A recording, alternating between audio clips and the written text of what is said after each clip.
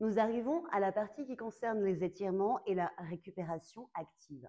Des mouvements que vous allez pouvoir faire en amont de la course, en préparation, de façon à rendre votre corps articulairement disponible pour le jour J, et également juste avant la course ou après la course en récupération.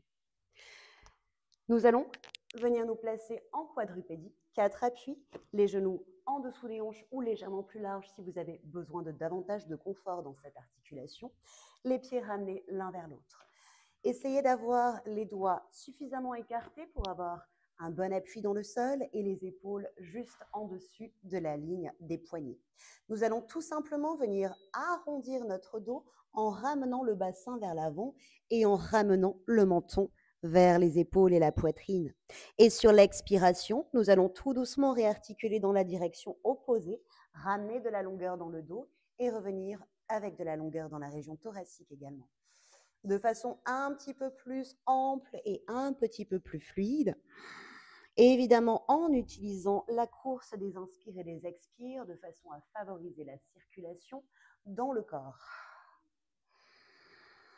L'idée étant de mobiliser le rachis de façon douce, progressive.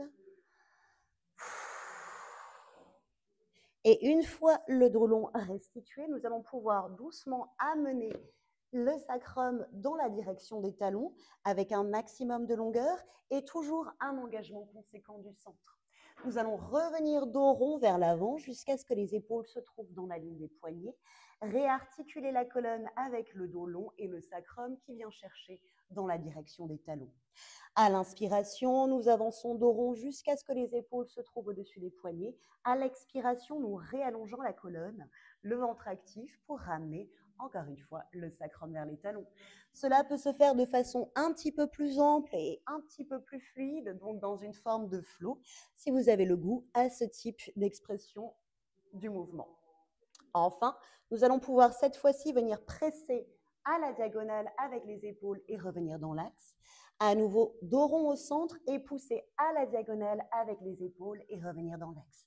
L'idée étant d'agir en plus des muscles du dos et des articulations sur la région scapulaire de façon un petit peu plus spécifique en mettant en mouvement votre omoplate, en protractant et en rétractant de façon successive.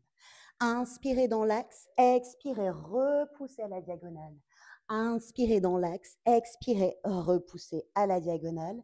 Venez trouver votre étirement long ici, éventuellement avancez davantage les mains pour chercher un peu plus de relâchement au niveau de la région thoracique. Une autre option d'articulation séquentielle de la colonne et de mise en mobilité articulaire serait de venir s'installer sur le dos, un exercice avec lequel vous êtes probablement déjà familier, les talons en ligne avec les ischions. Relâchez le haut du corps et vous allez tout doucement venir projeter le bassin vers le ciel sous l'activation des fessiers, ouvrir au maximum vos fléchisseurs des hanches, gardez toujours un léger engagement au niveau des muscles abdominaux. Et tout doucement, vous allez réarticuler votre retour séquentiellement dans le sol en essayant de venir déposer une à une vos vertèbres avec un maximum d'espace entre chacune jusqu'à restituer éventuellement votre neutre du bassin au final. Sur l'expiration, vous allez monter le bassin vers le ciel, activer les fessiers, tenir les fléchisseurs ouverts et sur l'expiration, articuler séquentiellement en passant par l'imprimé du bassin, le dos plaqué, puis revenir avec votre creux naturel au neutre, à nouveau dans le sol. Nous allons maintenant venir étirer les muscles dorsaux ainsi que la région des épaules. Pour ce faire, vous pouvez à nouveau vous mettre sur 4 appuis, sur un tapis, et venir enrouler un bras dessous l'autre, l'épaule en contact avec le sol, le sacrum vers le ciel, déposez la tête en appui dans le sol évidemment, et venez relâcher tout votre poids du corps par-dessus cette même épaule. Évidemment, vous pouvez respirer de façon harmonieuse, de façon à amplifier l'effet de l'exercice en apaisant votre système nerveux. Vous communiquez avec votre corps pour lui dire que vous êtes volontaire dans l'étirement et qu'il peut se laisser relâcher. Inspirez, expirez, essayez de rajouter du poids du corps en plus de la gravité par-dessus votre épaule. Et doucement, vous allez repousser et faire exactement la même chose de l'autre côté, l'autre bras allongé dans le sol. C'est une torsion, donc on est toujours vigilant avec son centre et on vient déposer le poids du corps par-dessus l'épaule, le sacrum vers le ciel. On inspire et on expire de façon ample, régulière et harmonieuse. Toujours sur l'étirement de la région scapulaire du haut du corps et grands dorsaux pectoraux, nous allons venir allonger notre bras devant nous, venir crocheter avec la main opposée suffisamment haut au niveau du triceps et ramener vers soi. Avec cette main-ci, nous allons exercer une résistance tandis que nous allons pousser comme si nous souhaitions écarter le bras, l'éloigner de soi. Et enfin, sur l'expiration, nous allons relâcher et venir ramener de façon plus passive le bras vers soi. Ça va donner, inspire, on prépare. On vient presser contre la main ouverte vers l'extérieur pendant 3 secondes. Et sur l'expiration, on laisse ramener le bras de façon passive vers soi. À nouveau, on va venir pousser contre, résister avec sa propre main, faute d'autre chose, vers l'extérieur. Et sur l'expiration, on va laisser le bras repartir dans la direction du corps de façon souple. La même chose évidemment de l'autre côté. Nous allons venir crocheter notre bras. Ici, exercer une pression vers l'extérieur et tout doucement relâcher vers soi. Exercer une pression vers l'extérieur, résister avec sa main d'appui et sur l'expiration, laisser relâcher et enrouler. Pour venir étirer la région des pectoraux qui, nous le savons, ont tendance à se raccourcir un petit peu avec la pratique abondante de la natation et particulièrement du crawl, nous allons venir étirer donc cette région-là. Nous allons amener le coude en angle droit et nous servir de n'importe quelle surface disponible, un mur éventuellement, pourquoi pas aussi un collègue sur lequel reposer son avant-bras. Avec cet angle droit, cet alignement coude, épaule et un doigt à 90 degrés, nous allons doucement venir presser contre la surface et essayer d'amener le buste vers l'avant de façon à créer un petit peu plus d'étirement tout en gardant la contraction isométrique. Cela pendant 3 secondes. Ensuite, nous allons relâcher et venir au contraire étirer pour gagner un petit peu plus d'amplitude.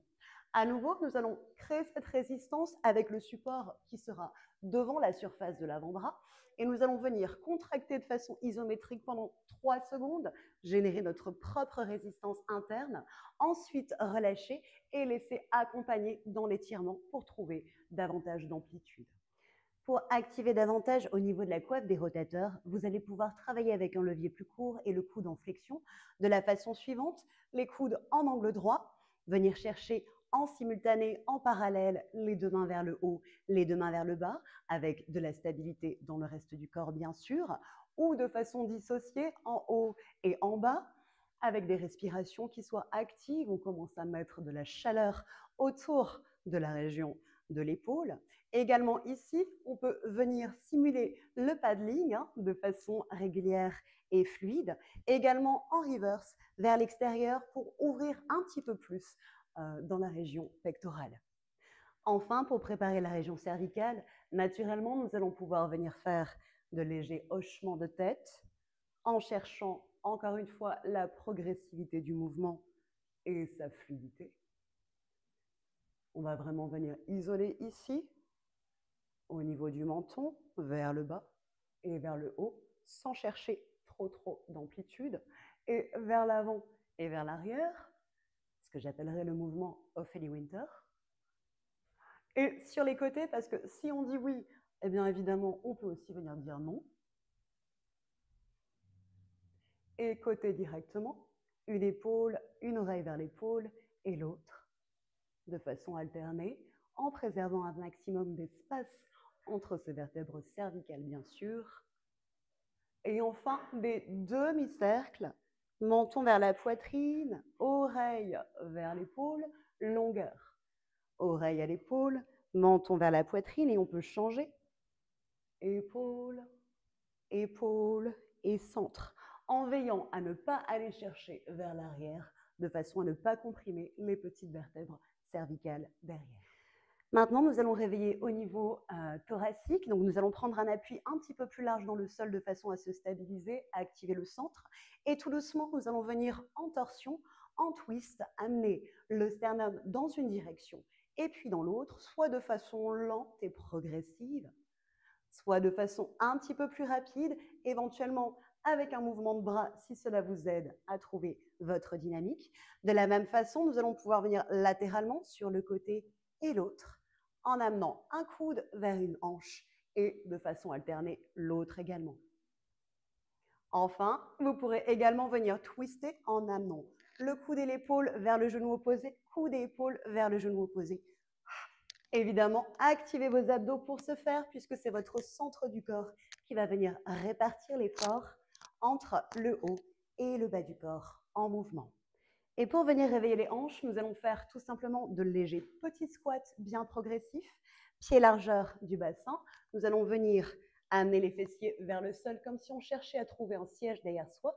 Et sur l'expiration, nous allons remonter, retrouver la longueur et garder les abdos actifs de façon à ne pas trop projeter le bassin vers l'avant. Et tout doucement, nous allons descendre en arrière avec le dos long, remonter, restituer la longueur des flancs et la longueur des jambes. Et encore en bas. En soufflant, on repousse le sol sous les pieds, on aspire l'énergie sous la plante des pieds à chaque fois qu'on veut remonter. Évidemment, on se sert également des fessiers pour mettre en activation les muscles autour de la hanche. Et nous allons pouvoir également écarter davantage les pieds et venir chercher un genou en dedans et de l'autre côté. Un genou en dedans et de l'autre côté. Stabilisez-vous comme vous le souhaitez avec votre haut du corps de façon à conserver l'équilibre. L'idée est encore une fois de venir amener du mouvement autour de l'articulation de la hanche. Et enfin, pour poursuivre au niveau de la mobilisation de l'intégralité du corps et notamment du centre, nous allons commencer par faire des pompes contre un mur. Donc, nous allons venir trouver un appui gainé devant notre mur. Nous allons penser à placer les mains en position pompe triceps, c'est-à-dire directement dans l'alignement des épaules. Activer son centre de façon à garder un corps stable et solide. Et tout doucement, nous allons venir fléchir les coudes, descendre d'un bloc dans la direction du mur. Et sur l'expiration, nous allons repousser. Visez à garder les omoplates bien neutres, les épaules loin des oreilles et vraiment vous servir isolément de la force de vos bras et évidemment des muscles du tronc, du dos, pour pouvoir repousser votre poids du corps vers l'arrière. Évidemment, on pourrait moduler cet exercice avec un appui plus large à l'extérieur de façon à aller chercher davantage dans les muscles du dos, en petite course, lentement, contrôlée, ou bien en course plus grande, en vous rapprochant davantage de votre mur et en repoussant plus complètement à votre position d'origine, toujours avec les omoplates bien neutres et bien stabilisées. Nous allons poursuivre avec une activation douce des muscles de la région lombo-pelvienne avec du gainage. Deux options possibles, soit vous réalisez l'exercice en quadrupédie sur les genoux, soit vous allez choisir de venir dans votre planche finale et je vais vous démontrer comment. Venez vous installer avec un appui largeur des épaules, avec vos mains, les doigts très écartés pour avoir encore une fois une bonne stabilité en position de départ. Les genoux alignés avec les hanches et les pieds également.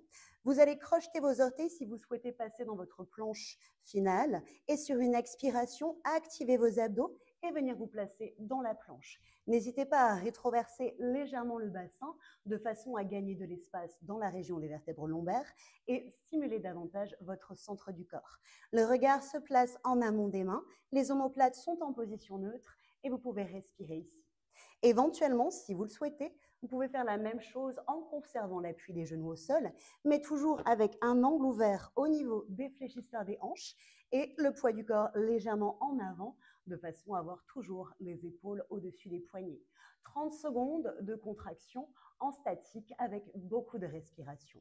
Si vous le souhaitez, vous pouvez revenir à votre appui de départ en dynamique et venir chercher un genou direction du coude opposé et repousser. Retrouvez votre appui de départ et genou direction coude opposé et revenir dans votre position de départ de façon alternée en tenant le centre bien engagé bien sûr et la hauteur du bassin totalement stable pendant toute la durée de l'exercice.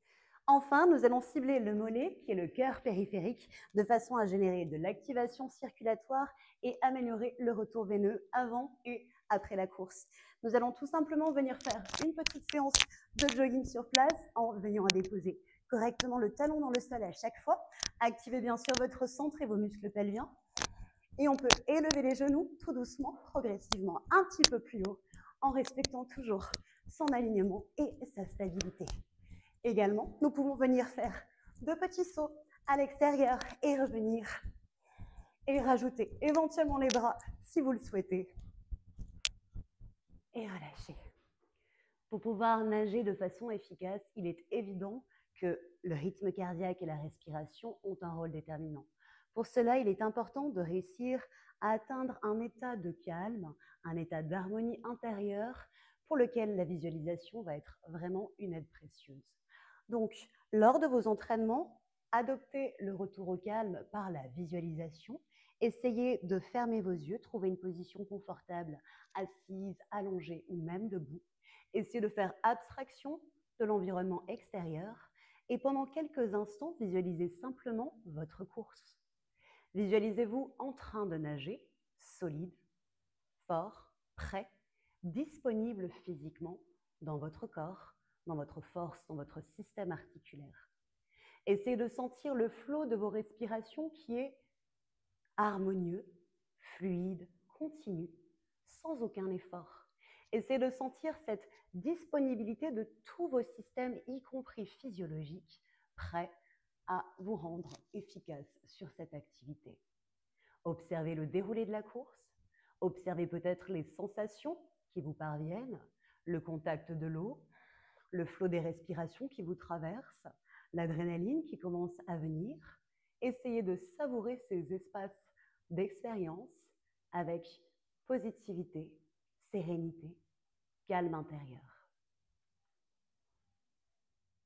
Et de la part de toute l'équipe de Tonic, je vous souhaite à tous une superbe, belle course, un beau défi Monte Cristo. Profitez, régalez-vous.